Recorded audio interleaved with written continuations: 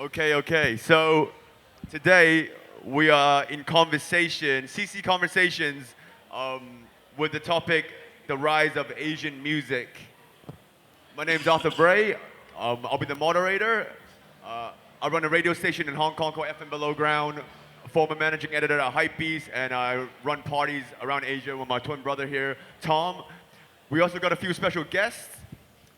Um, we've got Eden Kai, who heads music platform, the Great Wall of Sound, and also resident at Singapore Community Radio. Hi. My name is Eden. We have got family members here. So happy to have Arthur and Tom from Yeti Out. So happy to have these gentlemen right here. My name is Eden. So basically, I also work in a creative agency. We interacted with a lot of culture. I'm part of the organizer of a culture cartel.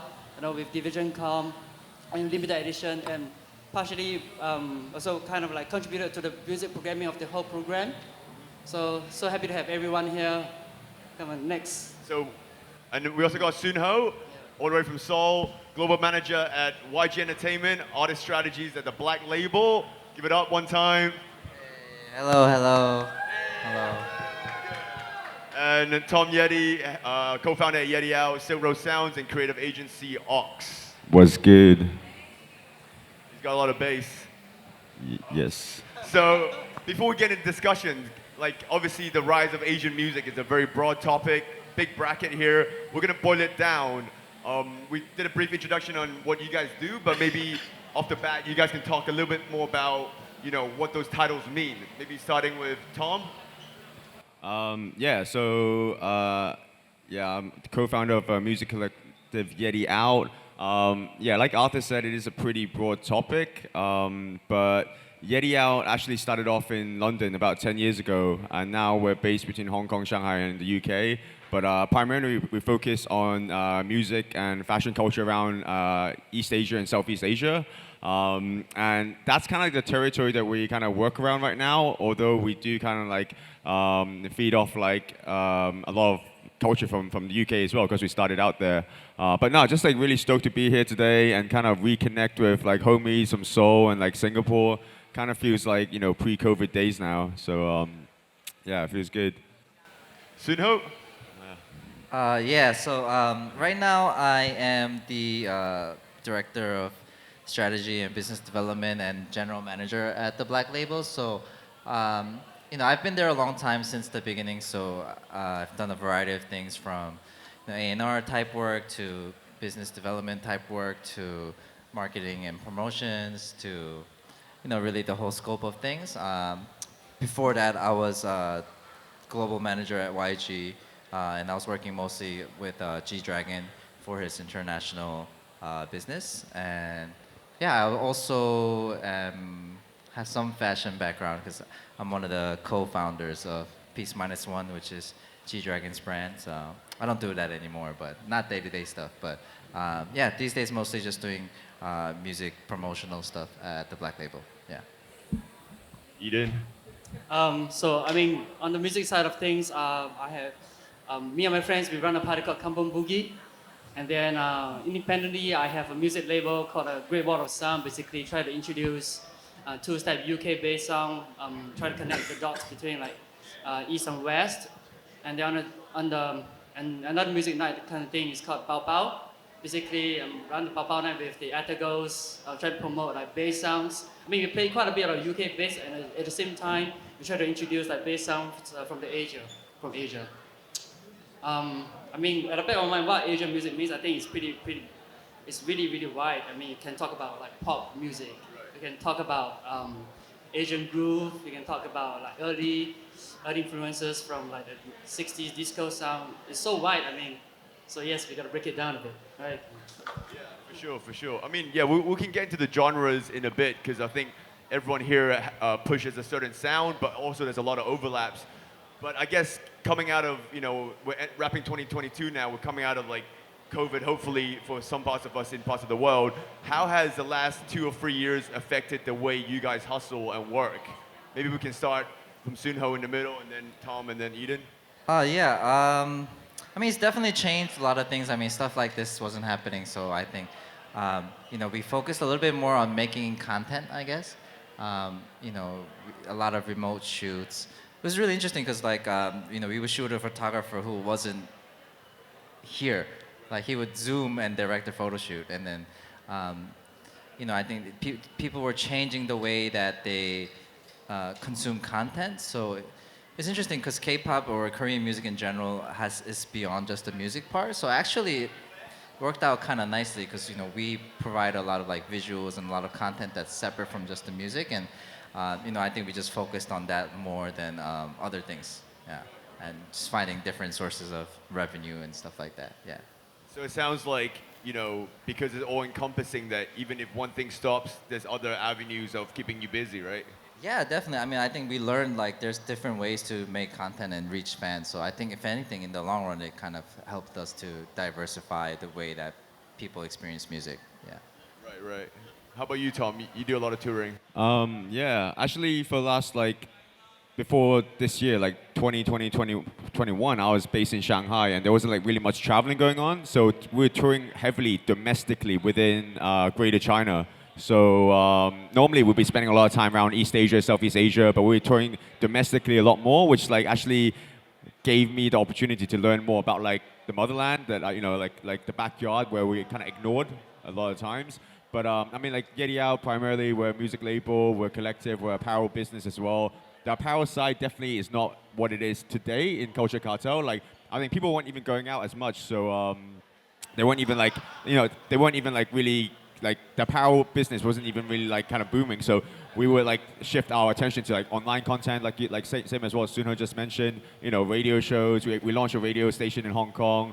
We have our residencies on NTS and Rinse FM from London. So yeah, just focusing more on storytelling, connecting with the communities, but via online platforms, which kind of kept things interesting for us. But yeah, always trying to find new ways to kind of explore creativity. For sure, for sure. Less t-shirts, more homeware. Exactly, exactly. More slippers. More rugs. Less thugs. How about you, Eden? I think pretty similarly to the two gentlemen next to me, we did a lot of, just trying to find different ways to spread an independent music culture. I think quite luckily, professional side of things, we do quite a bit of content creation for brands. I try to hustle my production side. I try to sell jingles to brands, and then we also at the same time I think Singapore community radio kind of flourished during that point of time. We rebranded the whole music side, try to get different collectives to contribute to the content. And then I think quite inspired by the other music collective, they did a lot of fundraising for the community. So that is really, really inspirational. And at the same, I think sometimes, when opportunities come about, we try to host gigs for different brands. And we got Tom to perform for Coach one time, virtually. Yeah, so just try and find all ways, to sell the brands. Yeah. I think the last 3 years there's been a lot of streaming. There's a lot of virtual. A bit too much streaming. How do you think that's kind of added to the way you guys create, or has it kind of maybe crippled the way you guys would have voiced out your ideas normally? I think virtually, it's still kind of really hard to connect with music lovers. I think music, you need to project the frequencies. People need to feel, and it's not like we can dictate the viewers to wear your headphones to experience the music at its highest level, right? So I think gradually the streaming fatigue kinds of build up, and people really want to go out and party. So now I think what we have right now in the scene, especially in Singapore, we've got so many different new collectives. They throw parties, and usually the parties are pretty packed. So I think that kind of reflects that fatigue that people experience, and they really want to go out and connect. So it's kind of like North Pole and South Pole, it rebounds. Yeah, you can't download a party experience. You have to be in the club. You have to go meet new people. You're gonna go make mistakes. You gotta spill your drink. It's all part of nightlife, So you can't get that on a stream. So I think those things are important too. So the topic obviously is a big bracket. We're talking about the rise of Asian music. So bring it back to this sort of umbrella term. You guys have labels, radio shows, you know, inadvertently through every project, you're working with artists directly. Is the rise of Asian music a thing that you think of when you're A&Ring or doing artist development? How does each of your work contribute to this term, the rise of Asian music? Yeah, I mean, of course, yeah. I mean, I think it's obvious. Like when you see out there, uh, we're number one Billboard and like playing Coachella and doing 15 cities in America and Europe and 60, 70 shows worldwide. I mean, it's crazy, right? And I think, um, yeah, I mean, a lot of things contribute to that. I think number one, the content is very good. I think, part of it is just cultural shifts. I think, even if you look at today, there's a lot of diverse backgrounds and cultures here, like people from Amsterdam and you guys from Hong Kong and us from Korea. And, I think people are just evolving to a point where they can appreciate stuff outside their cultures. I think there's connectivity with technology where, it's easier to see and meet people and experience like, before if I wanted to listen to Korean music, I would have to go to a cassette store and buy a cassette from in K-Town. But now you could just turn on your computer and there's so much connectivity. And from a music label standpoint, I mean, when we put out music now too as well, we don't just look at, okay, how do we promote this in Korea and Asia, but I think we promote globally in parallel. So it's like, okay, how does this play in Europe and how does this play in South America and how do we talk to our fans? And I think it's actually a lot of work because it's like sometimes each market is very, promoting a record in Korea is very different than promoting a record in US, and you have to do both at the same time. So it's actually a lot more work, but it's more interesting. Yeah. And I guess like different regions assimilate to different artists more so, right? Like you might be trying to get someone who's up and coming and they might just want Blackpink, right? And they probably want the same. Yeah, so I mean, every artist is a little bit different, so we just try to make the right things for the right people. And actually, some artists we focus more on different regions than others too, and then, we have to make sure that everyone gets their shine. Yeah.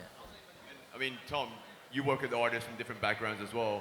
When you're promoting events in China and outside of China, how does that affect your strategy? I mean, yeah, like China is a whole different ball game. Like, having been based there for like 9 years now, like the promoting parties there is a complete different way of promoting out in, London, Singapore, anywhere outside is like a complete different world. So, obviously there's different platforms that we work with domestically. There's VPN issues. There's, like different influences. You might be popping in Shanghai, but nobody knows you in New York. You might be popping in New York, but nobody knows you in Beijing or Guangzhou or Chengdu. So it's like really actually doing double amount of work. Because like being, working on both sides of the spectrum, whether we're working within the mainland and working outside of the mainland, we actually need to be relevant on all platforms, Western social media platforms, domestic social media platforms. So we're actually like doing double amount of work. But, as a promoter, as a music event promoter, actually it's our responsibility to kind of break a lot of new artists. And we're one of the first ones to actually upload new music on those platforms when bringing an artist into the region. So, yeah, it's a lot of like brand positioning work that we need to do. We really need to do our homework on the artist and like make sure that they're really well represented in the region. So yeah, there's definitely like hoops that we need to jump through, but it's part of the passion, I guess. Like True. yeah. Singapore. I think Singapore is pretty straightforward. I mean, we work regularly with promoters like Soonhoi. I think depends on different tiers. I think it depends on what brand wants and what brand has already engaged. We kind of discuss with the brand, discuss with the manager, like the artist manager, to see who fits the occasion the best. I mean, there's a lot of things there's a lot of factors to consider. There are budget issues, of course, the artist scheduling. At the same time, I mean, to what extent we can expose them, because I mean, each and every artist, they have a loading fee, right? Depends on where do you want to put them on, out of home, their social media, a lot of things to consider. But as much as we can, we try to work with our own knowledge and really see but which artist has has a longevity with the brand. Yeah. Um, like for example, like brands that we work with, like especially sporting brands, a lot of them are tapping on like Korean artists. Some of them depends on the region. Now we see, currently we kind of see like a crossover between the brands that we choose, like between like uh, Thai artists and K-pop and Korean artists.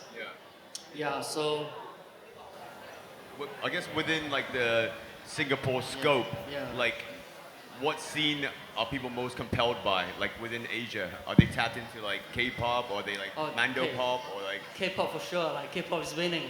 K-pop Yeah. is winning, man. Like yeah. Like I mean even in You see the eyes glitter there, man. K-pop is That's winning. genuine. That's genuine. K-pop is winning. I don't when I especially my Gen Z colleagues, right? I mean when I play K-pop on Spotify. I'll say one thing though. So he's talking about like brands working with like Asian talent and like Korean talent. One thing, so rise of Asian music. One thing that's important and I think I appreciate is, so there's like strength in numbers. So like I think, you know, people paid attention to K-pop early on because we were getting crazy numbers. Like, and a lot of that comes from Singapore, comes from China, comes from Southeast Asia, and like, I think, um, it's really, it, it's really, I'm really thankful, and I think it's important to also like support each other in this type of way to show kind of, okay, like we're all in this together, and then it makes people pay attention to what we're doing. Yeah. For sure. Because you can't ignore like a billion views. Like you might not know K-pop, but if you see a billion views, you're like, okay, what, I have to pay attention. Yeah. That's super interesting because I feel like strength in numbers and numbers always tell the success rate of a certain project. But then again, like with everyone here working in the industry, there's an A&R process where you're sort of looking for the next star, right? How important are emerging scenes and talent that may not have numbers off the bat, right? Like how do you scope out that and be like, okay, well, I don't have numbers to gauge them as someone that's actually, going to pop off, but I know that I'm going to put a bet on that. Like, how do you read that? I mean, like, I just want to bounce off what like Soonhoi was saying just now because I just had a train of thought, and I was like, in terms of like K-pop being like such a prominent genre, especially now to the West, like, when if you're in the West and you think about Asian genres, like maybe people think about K-pop as like the most commercial or like maybe the most common like kind of genre right now, and people are tuning into that. But I feel like when that genre is winning, actually the whole of Asia is winning. K-pop might be like a gateway drug. When you discover that, then you might, listen to the Hype Brothers from Chengdu, or you might listen to like Tokyo Grime, or like, like city pop or anything. So I feel like I just want to like feed off that and be like, if someone from Asia is kind of leading lights, then like actually like the whole region is really winning. If K-pop is winning, Asia is winning. Hey. Let's go! Who's gonna drop the T-shirt? Who's gonna drop the No, T-shirt? actually, I think our label tries to do that. So like Yes. Lauren is one of our artists who performed yesterday. He's like super rock and roll. Like he doesn't do like True, dancing true. and choreography, but like I think that is actually like one of the goals that we have is like, K-pop is an interesting word. Like I used to not like it because I used to think like why group together a whole country's music as one word, like it's even there's Korean rappers, there's Korean, singers, and and there's even the groups themselves like K-pop, like, is it pop? Is it just pop? Like, why does it have to be K-pop? My opinion these days is more like I do think K-pop is kind of its own thing. Like, it has a very like it does have some unique sounds and structure of song that is kind of different than regular pop. But at the same time, yeah, I think it's important to show like, we got dope rappers, we got dope like rock and roll guys like Lauren, and we got like dope R&B guys, and we got dope, just everything, like not just music, like dope DJs, we got dope, like designers, like brands like that are coming out of Asia, and I hope that, that K-pop popularity leads to a lot more of that exposure. Yeah, For sure. So yeah, so back to your question. Yeah, like when Lauren, he didn't have a ton of numbers, but like, he has a ton of talent. Like you just gotta look for talent and dope people, and eventually I think the numbers come. Yeah. So they're important, but they're not the only metrics that you look at, right? Actually, Korea is, I think, very different because we don't look like America looks only at metrics. Like they only look at like A&R people only look at TikTok and like what's popping on numbers, and then but like Korea actually we develop artists, so we don't really look at numbers that much. We just look at the potential because we also have like the whole trainee system and stuff like that. So For sure, for yeah, sure. yeah. I mean, I guess the conversation naturally is kind of moving into the representation of Asian music globally, right? So we mentioned Coachella, other international festivals. So like, you know, you had Blackpink headline Coachella in 2019, I believe. Is it or 20? Yeah, Yeah, I think it so. was 2018, maybe? 2018, I forget, 2019. yeah. So then, now we have like the West sort of like referencing the East, and we kind of see the cycle flip where, now we're seeing the admiration from the other side coming in. So what do you think was the catalyst of this? Like when did this admiration kind of get to this boiling point where, like something like Blackpink is like, you're going to headline Coachella? Um, it was right around that time I think then when they got really big. I think it was always there. Like Peter and I worked on Big Bang, and like Big Bang was kind of the beginning of a lot of kind of international recognition for Korean bands. But like I said, yeah, I mean, I think people it just took a little time for people to learn because like I feel like a lot of my job in the beginning was just like educating Western people, like, okay, this is what we're doing in Asia, this is why it's big. Like, it takes time a little bit. Like, it's like Coachella is a big thing because I was at Coachella and you see the crowd and it was like packed, and it was like not all Asians. And like sometimes you need like industry people to like music execs to see them, be like, oh, okay, this is a real thing. Like like you have to kind of prove it. Like we did a Nike campaign with GD, Nike Air Max, like in 2017 or 16 or something, and that Nike, so GD shot a Nike Air Max campaign, and that Air Max sold out everywhere. And then Nike was like, wait, what just happened? Like, and then like all of these things lead, and that led to Peace Minds One like Nike collab, and like Coachella leads to like a world tour. Like it just takes a little time to educate, but I think the content was always good, and people always wanted it. You just need a little exposure, and that just took a little time. For sure. I mean, if it's good, then basically you'll gain traction. And then like you said, one project leads to the next, right? Each thing is a testing ground for the next project, and you keep going forward. Yeah, exactly, yeah. I mean, Tom, as Yeti out, like, y'all played at like Coachella as well. As international festivals as such, like, how important is it for like labels that are probably on like the nuance of like genres and maybe less in the pop limelight? Yeah, I mean, like bouncing what Soonhoi was just saying is like, actually, like if it's good music, it's good music. It doesn't like really matter where it comes from because people appreciate it for what it is, Like If it's it could good be music, from, it's good music. you know what I mean? Like it could be from like Singapore, Ghana, Seoul, like Tasmania, like anywhere. So like as long as the work is good, then people get down with it. But yeah, I mean, like feeding off what you're saying, like yeah, playing Coachella was kind of crazy because we were like the first Hong Kong collective to play there. So anything from like, and hey, what's good, bro? That's my boy from Hong Kong. Anything from like Anita Mui to like LMF, like I don't think a lot of people heard that stuff in Coachella before. So that was pretty fun to be able to play our music we grew up on in like a different environment. But I mean, like festivals in general is like a fun way for us to kind of explore like curating and exploring playing different music that we don't normally get to play in clubs. It's like a bigger environment. It's a different audience. So I think overall, like every time we kind of do festivals, it's always just trying to like play the music that people want to hear sometimes, but it's also about finding the balance about like playing something that they don't know they love yet. So it's just like kind of finding that good balance, and then like it's always an education process within our sets as well. So yeah. For sure, for sure. So, festivals are big platforms.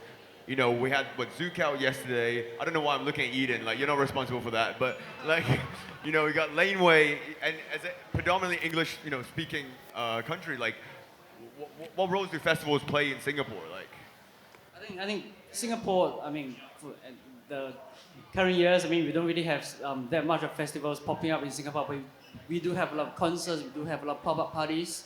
I mean, the pop-up parties ranges from like techno to, I mean, like, parties created by Get On Crunk. Shout out to Ben, shout out to Race, big contributors in the scene.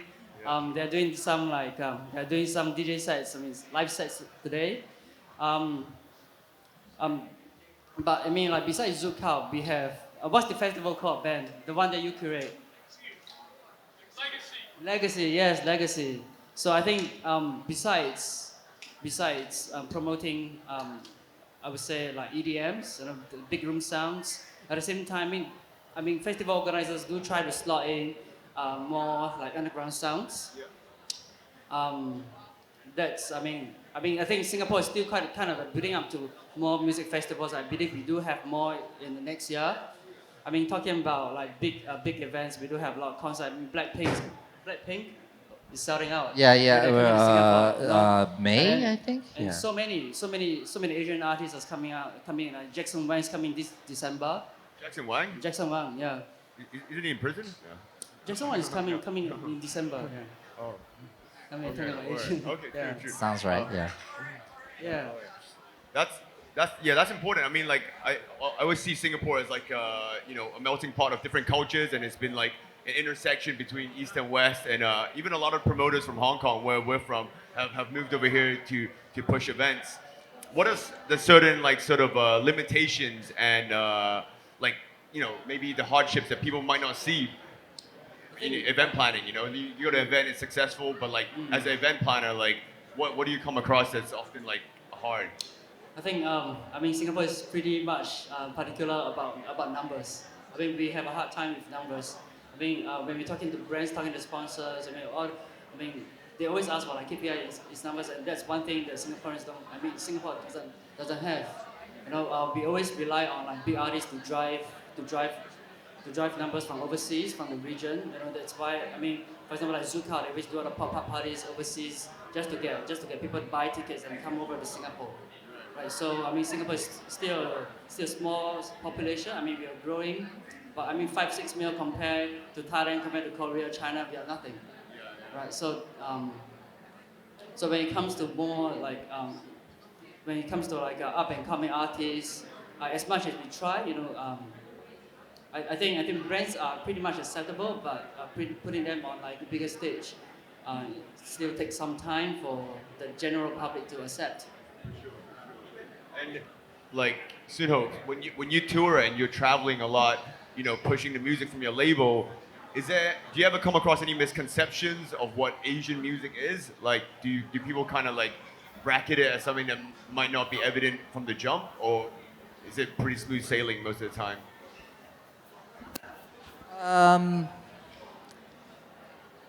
Let's see. I think there's like a thing where when let's say you have a festival in Singapore, they kind of give the headliner to the Western guy a lot, even if they're not as big. It's just feel like I think maybe we should not do that anymore. Like, it's just like, okay, it's cool that they're coming a long way, but like, like I feel like sometimes it's a little bit default. Like just do it in a way where it just makes the most sense. Either way, if that really was what makes sense, then cool.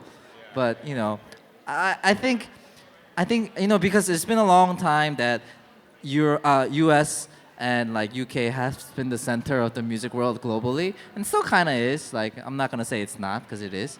But we could start to kind of maybe look outside that a little bit. So I don't know. I also Is that PC? yeah. I don't know.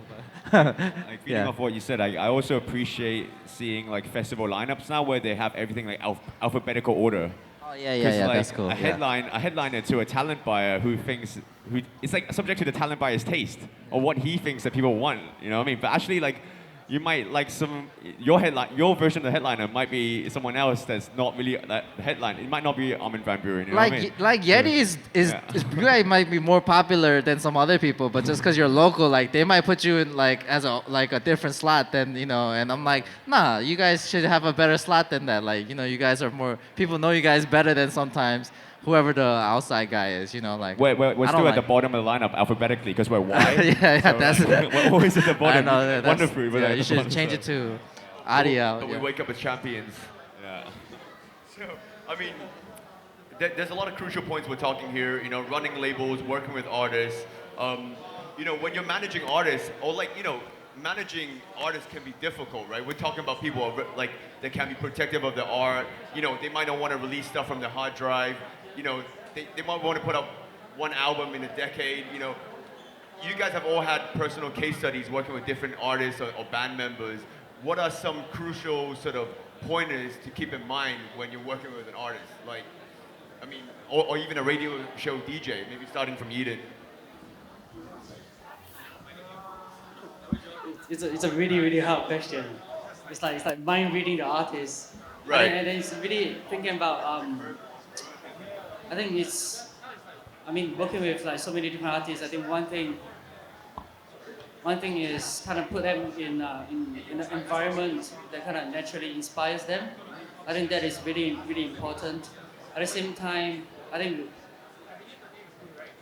like personally, I don't really like to dictate what kind of music they do or what kind of music they play or what kind of music they produce. But I think one thing I learned crucially from the past, let's say about 10 years, is that everything you do gotta come from your heart. You gotta touch your soul. I think you gotta touch your soul first before you begin to think about touching someone else's. I think Soul. like touch your own heart and soul before you want to try to touch someone else's heart and make them listen to you. You gotta enjoy what you do. You gotta make something that you're truly proud of. Audrey, are you making notes? Okay, let's go.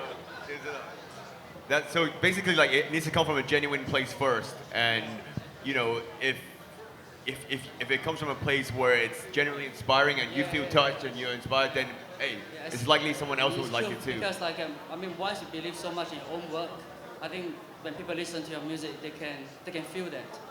They can feel that, yeah. I guess you know it's quite broad, right? Like you have different artists of different calibers.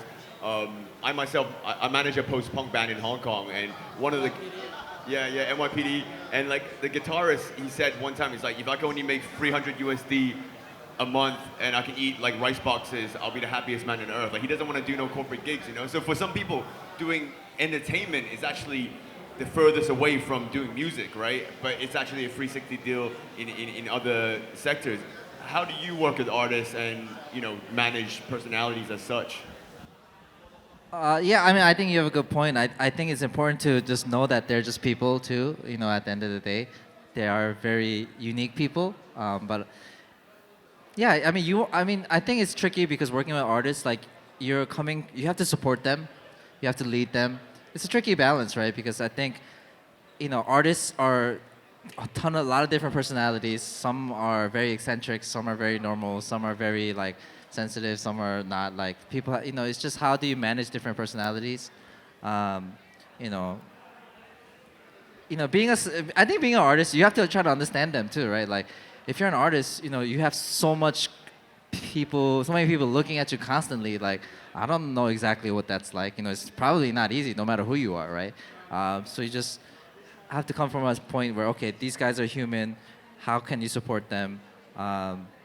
And you also have to kind of know, like, you know, I do think it's a little bit of a sacrifice because you're working, you know, for somebody else at the end of the day, right? And like, I think you have to enjoy that, you have to appreciate that, and you know, yeah.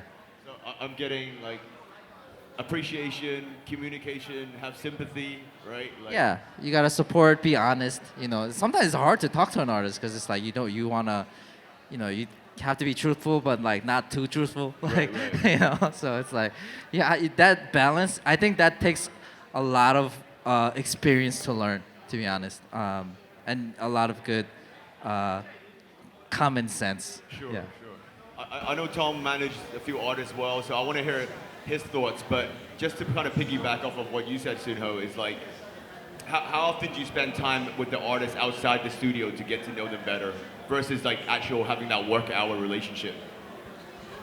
Yeah, I mean a lot. But also I try not. I don't know. It's really tricky because you don't want to get like so close to them because then that's also uncomfortable. So it's like you have to keep a little amount of distance, but like be pretty close. So it's like, but the best way to get close to them is like I think like in the studio. Like while you're working and like spending time or like at a shoot or like when you're working creatively together, I think it's the best way you connect. And I think we in general our company we spend a lot of time in the studio, so that's where a lot of the relationship gets built. Yeah. How about you, Tom? Yeah, I think like yeah, we work with an artist called Charity SSB out of Shanghai. He's like a hyper pop vocalist, and I mean, just to break it down, as an artist, like your only thing you should really be focusing on is your art. Like anything above or beyond the art itself shouldn't be the artist's job. Like it should be their team's role, their responsibility, and the more heavy lifting you can do to make sure that the artist is focusing on their art, the better of the better job you're doing as a manager, as a team behind your artist. So, I mean, we try and stay as true to that as possible. It's not easy because sometimes the artists want to get involved in like the business side of things, you know what I mean? And that's completely okay because it's like it's their project as much as it's our project, It's like a team effort. But at the same time, I think, yeah, it's just constant communication, constant dialogue, being transparent and like just making sure that, yeah, I still feel like the artist needs to focus on the art and us as a team focuses on everything else. So It's a great yeah. point. Last question. Oh, okay. So yeah, basically, I think right now we're zooming into like artist relationships a lot, but I guess like just to kind of like reset the discussion, do you think Asian music is like, for the most part, underrated or is it overrated? Like, what do you say on that line? Underrated. Underrated. Okay, underrated. Still. Underrated for sure. Okay. And I guess like, having traveled extensively, between Europe and Asia, obviously, what are the certain markets that you think still need to be approached that are yet to sort of like feel the weight of like, maybe some of the projects that have been cooking up in the studio? Like North America has been touched on here. Can you repeat that question? So, between North America and Asia, like there's been a lot of, like back and forth. Are there certain regions that, you guys would like to reach into that have yet to be kind of touched on in terms of I think we're pretty big in South America, but we just haven't been able to do much there yet. So I think that's a really interesting market. Personally, I think Africa could be interesting, but we'll see. Yeah. But they're pretty big in South America, but it's just I think right now the infrastructure is not as big, and the what do you call it, the spending power is not as big. So, and it's also really far, so far. But it's interesting. Yeah. How about you, Eden? Okay, just fun fact, like recently I traveled to Europe, and then and when people saw me, and then they were like, oh, like, what is it, Jackson Wang, or like they say something like, no, they are not saying I look like Jackson Wang, okay? I mean, they're just saying like, because like post-COVID, when Asians start to travel, and they're exposed to Asian music, and they love it. And when my wife, we were like shopping market in Morocco, like South Africa, and they were like, oh, I listen to Blackpink. Like that's like true, like fun fact, for real. So I think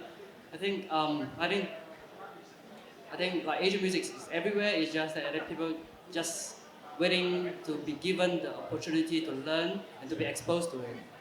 Yeah. I guess that kind of comes from the soft power, right? Like, if they recognize you as Blackpink, it's better than like Jackie Chan, right? Like the stereotypes are shifting a little, which means there's some kind of progress. But how about you, Tom? Like when you're traveling as well, like do you think about reaching the music to other sectors of the world that are outside of the China, Southeast Asia Yeah, I mean, region? like, yeah, like we've done things around different places, but yeah, like I think Africa would be cool. Like, always had a soft spot for Morocco. If we could do like Yeti out pop up in Morocco, that'd be tight, Yeah, I mean, there's a list of places that we want to tap into for sure. Like we were in Egypt this year, that was pretty tight. In Cairo, we got to go back to Egypt more maybe next year. That could be good. But yeah, wherever they have an appetite for Yeti out, let's go. True. I think, we were talking earlier about like artist development and, working with artists directly, not just in the studio, but like visual culture as well. Whether it's shooting music videos, record covers, selecting single covers or whatnot, like it's an important part of the process. when you guys are working with artists, whether it's at the radio station or like in the studio, how do you guys decide what visual treatment pairs best with the music? Because that's a whole different medium, right? I think it's a really tough question, sometimes because visuals are really subjective. Um, but I think one thing that we always do is that we lay out what kind of assets that's needed for the program. First, well, like for example, like sometimes all you need is like 2D visual, and sometimes you need different. You need GIF, you need video files. It really depends on what kind of mediums that you want to promote them on, and then after that we always speak to the artist to see what kind of visual treatment they prefer, and then what kind of like a visual treatment, what kind of branding that is suitable for the website, and then we come to a middle point, and then it becomes a mutually agreed. But at the same time, of course, we do a lot of research on what's current and what's acceptable, what's receptive for the listeners and the viewers. Yeah. Mm. Soonhoi, I guess in terms of like music videos and Yeah. I mean, a lot of it is honestly is directed by Teddy, so which is my boss and label head. He creative directs a lot of it. The artists have a lot of input. Typically, we usually go out, we work with outside creatives a lot. So music video directors, photographers, and it's a very collaborative process. Yeah. I'm getting a look that like we might have to wrap this up. I'm going to open the questions to the floor. We got 2 questions if anyone wants to ask. Audrey's got a question. Audrey's got a question.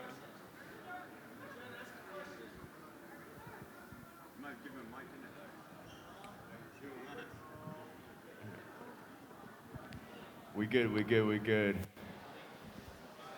Shout out to Arthur for moderating, though, for real. Shout out to Arthur. Shout out everyone. This is Culture Cartel, very international celebration. Heineken's been flowing, a lot of conversations. Thanks for tuning in, and more love. Thank you. Thank you. Thank you.